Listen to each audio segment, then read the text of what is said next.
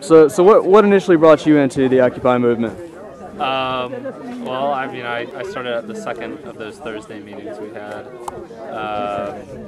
I don't know, I have been watching Occupy Wall Street since it started, and I thought it was really great, like getting involved and having such a wide variety of people doing this kind of stuff. So I was like, I want to do that. So how do you feel about how it succeeded on a local level? Or Occupy Tallahassee? I definitely feel like we've still got our work cut out for us, but we've got a decent start. We're like coming here. This is really great.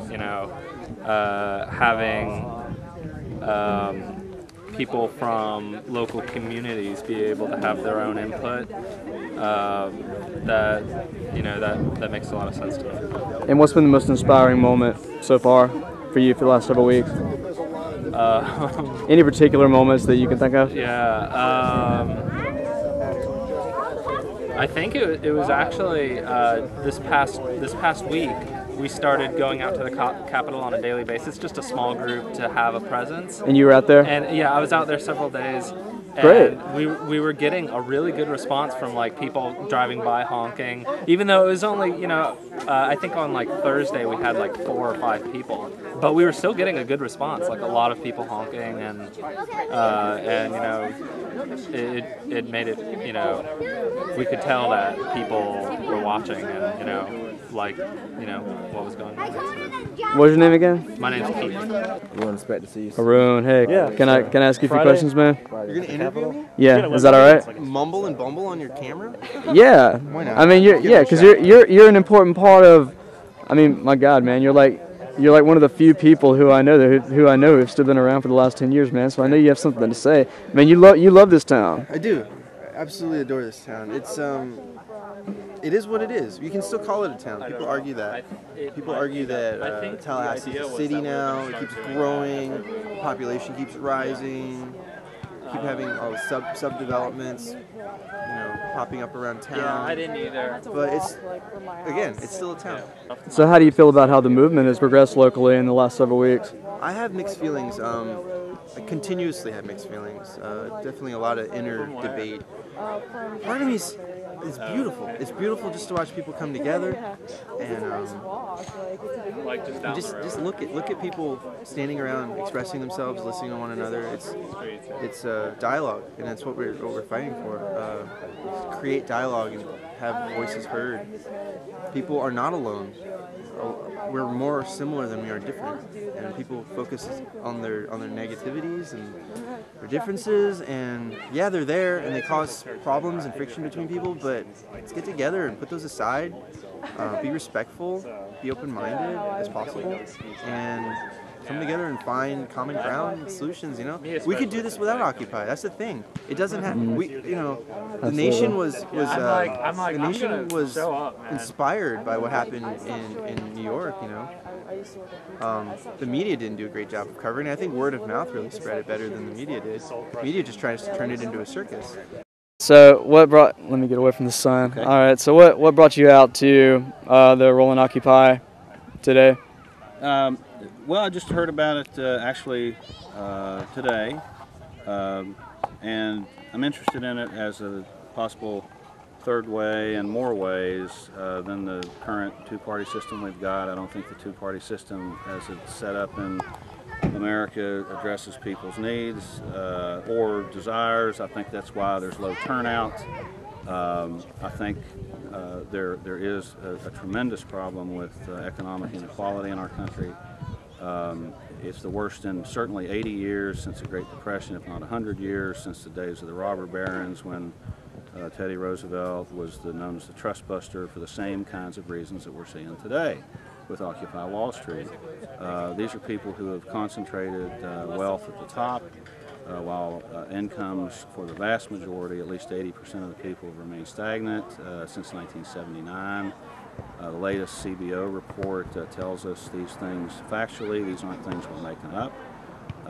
We want a financial transactions tax. We want additional withholding on Social Security to make it solvent. We want Medicare for all to address health care needs for people instead of buying private insurance. Private insurance is only a way to continue to take more and more premium money from people. We need a raise in the minimum wage. We need a living wage program in companionship with income equity. We need a great reduction in the military budget. We need to quit military adventurism and a waste of money at the Pentagon. Willie Keeler used to say, they asked him, why did you rob banks? He said, that's where the money is. Well, I'd like to invoke Willie Keeler to say we need to rob the Pentagon because that's where the money is.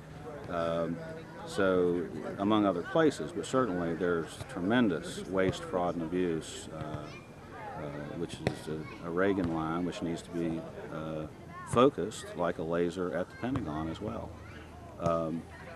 We cannot continue on these kinds of spending parallels, bailing out Wall Street, abandoning Main Street, and continuing to slop the hogs at the Pentagon trough and think that this is a sustainable society. It's dangerous to our democracy, it's dangerous to our future, it's dangerous to future generations. And the Occupy Wall Street movement has given me hope. And I'm 55 years old, and I've become very soured on the two-party system, and have worked for third-party candidates and will continue to do so. I understand electoral politics is not necessarily the best solution. It's certainly still going to be part of any solution that we have, but we need to ask in that regard for public financing of elections, to take the money out of politics. Michael Moore has recently said the reason the Occupy Wall Street movement has chosen Wall Street, rightfully so, is that Wall Street employs Congress, and that's why we're not in Washington. The politicians in Washington and in state capitals around the country are not listening to their constituents, regardless of what the polls of their own constituents say. They are answering to their donors, and they need to be more concerned with the desires and needs of their voters. So Hal, have you learned anything from being here today at the Assembly? Being here today, yes, certainly. If only learning that we have a growing movement here in Tallahassee. It's representative of many similar efforts around the country. I think it is and can be a truly populist movement with all the good aspects of populism that we have seen in our country historically, looking out for the greater good. And I think these financial issues are not going away. They're going to be here with us certainly for the next year, through the next November 12 election. This is not going away.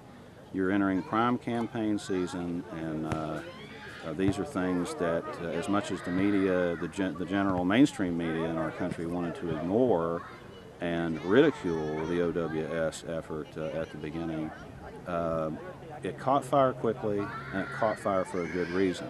People feel abandoned by their government. They feel humiliated by their government actors, people that are supposed to be looking out for them, but who instead are in the employ and held and under sway from their big money donors. And this is it's at one of the worst points in terms of any measure that you want to look at it with of these inequities and these enormous sums of money. I mean, these people spend more time, these politicians, whether here in Tallahassee or even local races now and county races and certainly at the federal level, U.S. Congress and President, they spend more time raising money now than they ever have. What does that mean? It means that you have less time to spend with your constituents. Therefore, we need public financing systems like in Arizona, like in Maine, like in North Carolina, Connecticut, other places that have tried it, other places that are continuing to push it. It's not a requirement, but it gives you an option to be a publicly funded candidate and wind up spending more time with constituents and dealing with issues instead of begging and groveling for money to run the next campaign. So, do you feel? Are you inspired? Are you going to participate in this movement? Oh yeah. I think it's certainly inspired me. I want to continue to be involved. You know, I've had a certain burnout factor with politics. I've been involved in it since I was a kid, and I've seen a lot of trends come and go. But I do think that given the inequity that we're witnessing of at least the biggest in 80 years, if not 100 years, certainly this is a moment that is something to give people across the generations reason to be involved, because we are all affected by this inequity.